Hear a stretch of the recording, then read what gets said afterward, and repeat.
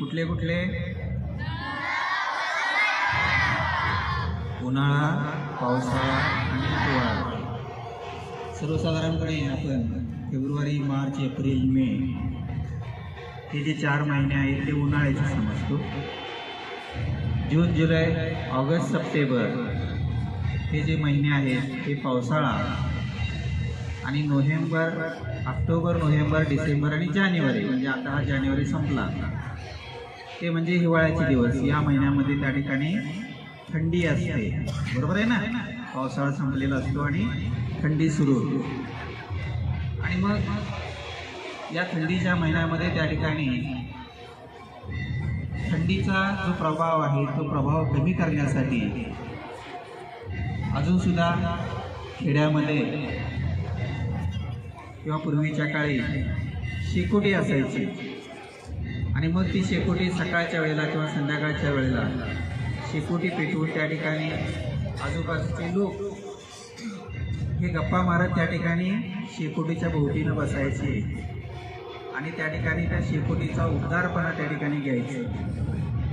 तसंच आपल्या सर्वांना हे कळावं, ह्या रूढी परंपरा ज्या आहेत त्या हेतूने या आपल्या सर्व शिक्षक बंधू भगिनींनी या ठिकाणी शेकोटीचा कार्यक्रम केलेला आहे.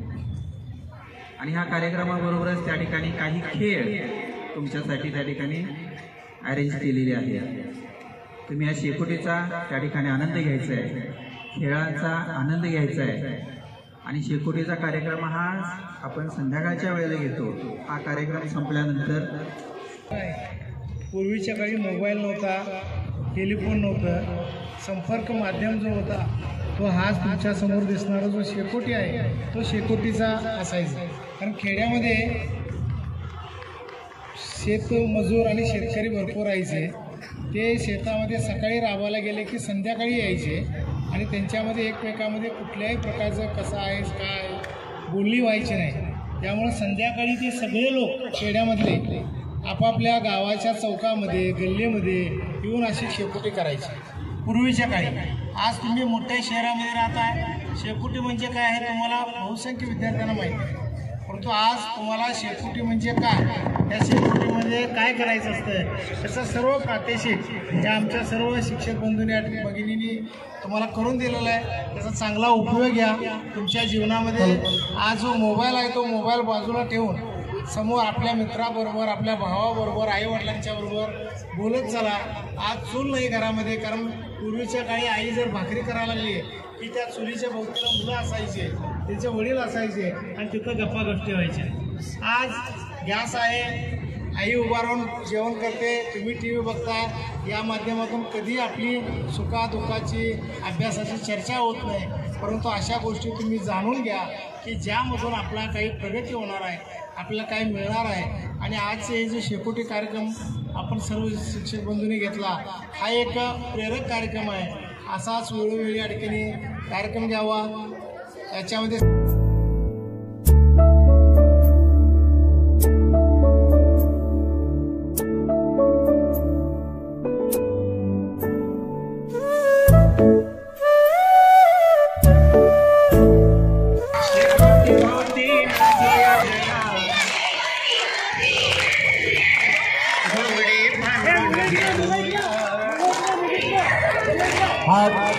हातवर टाळी, एक वर हात, एक टाळी वरती, एक टाळी खाली. त्याला कमरेत वागून खाली एक टाळी आणि गोल रिंगण करायचं आहे. आपल्याला आनंदच घ्यायचा आहे, आनंदच घ्यायचा आहे, काही अडचण नाही आहे.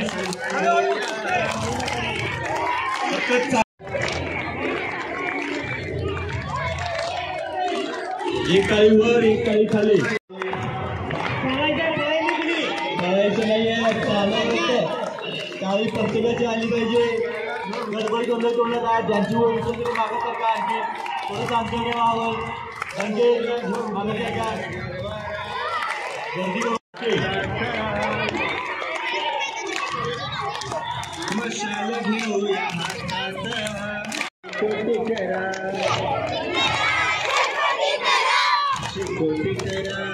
लागेला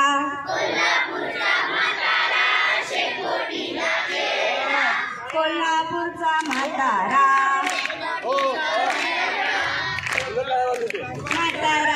शेकोटीला गेला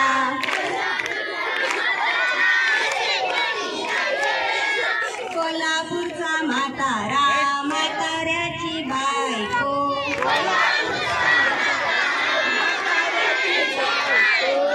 शेकोटीला गेली कोल्हापूरचा कोल्हापूरचा म्हातारा म्हाताऱ्याची बायको गेले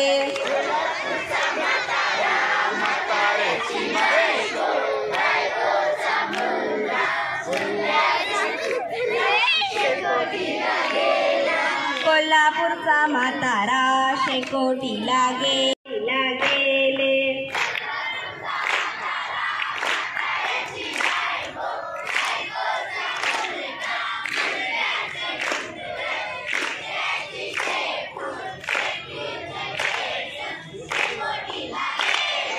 कोल्हापूरचा म्हातारा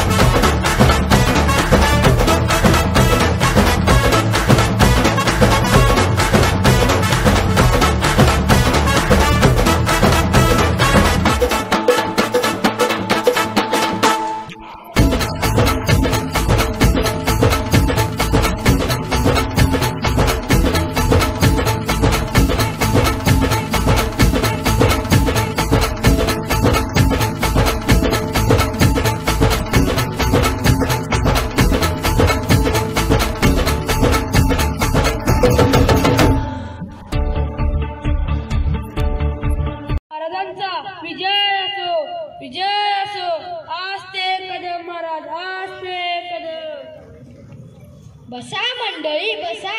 काय प्रधानजी? आपल्या कृपेने उत्तम आहे. गोरगरीब खूप कष्ट करत आहेत, श्रीमंत लोक सुखात आहेत.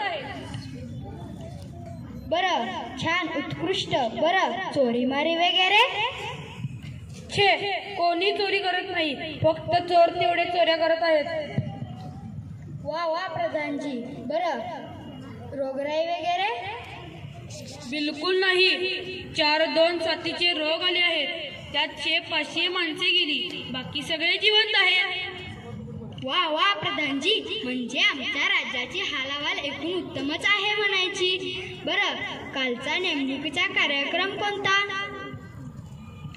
एक उत्तम गाणारे बुवा आले आहेत, त्यांचं गाणं ऐकावं सरकार. त्यांचं नाव काय म्हणता? गानसेन.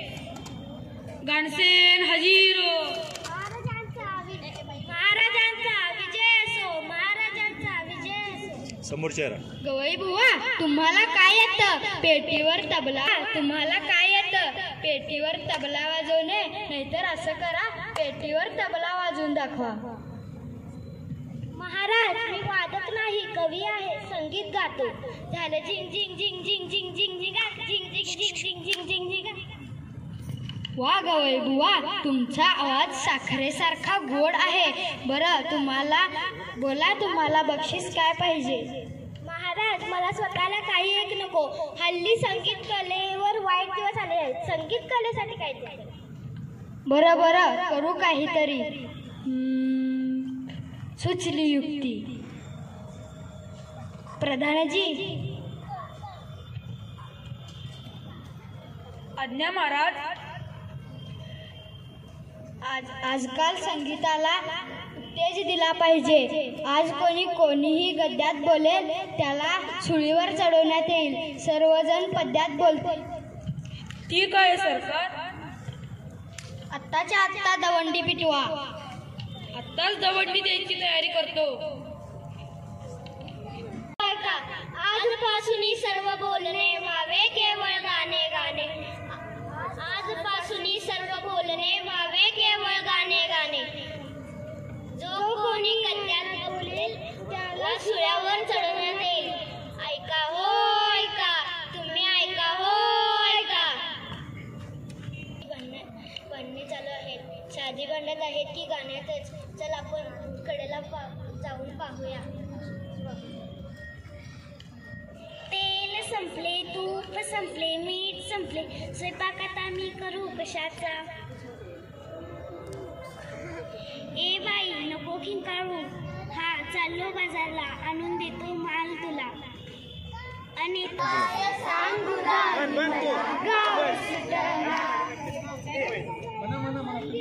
आणि मला गाव सुटना. कसं सांगू राणी मला गाव सुटना. सांगू राणी. मी या प्रशालेमध्ये शिक्षणासाठी प्रवेश घेतला आहे. त्यासाठी मी सचोटीने प्रयत्न करीन. मी दररोज सातत्याने अभ्यास करून माझ्या आई वडिलांचा, शाळेचा, राज्याचा व देशाच्या प्रगतीसाठी नेहमी तत्पर राहील. धन्यवाद.